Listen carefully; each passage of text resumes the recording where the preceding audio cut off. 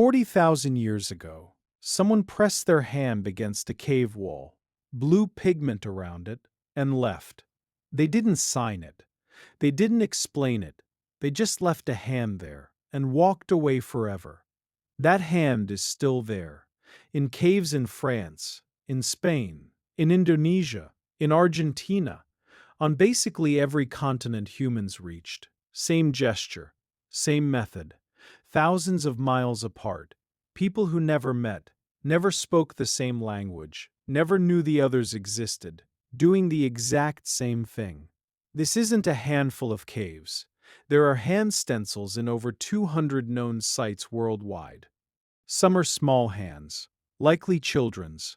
Some are missing fingers or have fingers folded down in specific patterns, over and over, like a code. And here's the part that stops researchers cold. Some of these handprints are older than language itself might have been, older than farming, older than the wheel by tens of thousands of years. Before we had words for most things, we had this. The obvious guess is, it's a signature. I was here, the oldest form of ego. And that's not wrong, necessarily, but it doesn't explain everything. Because some handprints are placed in spots that are almost impossible to reach. Deep in cave systems, past narrow crawl spaces, in total darkness, requiring torches and real risk just to get there. If this was just look at me, why hide it where almost no one would ever see it? So archaeologists have another idea. This wasn't decoration, it was ritual. Touching the wall, literally touching it, may have been about connecting with something. The rock itself. What was behind the rock? Some caves treated the wall like a membrane between our world and another one. The hand wasn't the art. The hand was the contact point. Which raises an uncomfortable question. What did they think was on the other side? Now here's the detail that really unsettles researchers. In parts of France and Spain, a large number of the handprints are missing fingers. Not smudged, not damaged by time, deliberately folded down before the print was made. Some think it's frostbite from the Ice Age.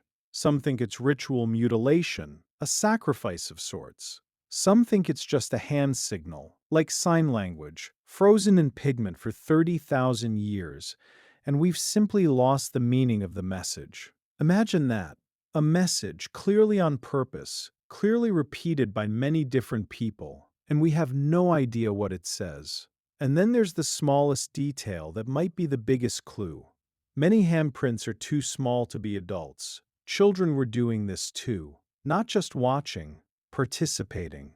Which suggests this wasn't secret ritual knowledge for elders only. It was something passed down, something a whole community did together, generation after generation, in the dark, on purpose. Whatever this was, it mattered enough to teach. Here's the thing that should actually bother you. We have the actual hand.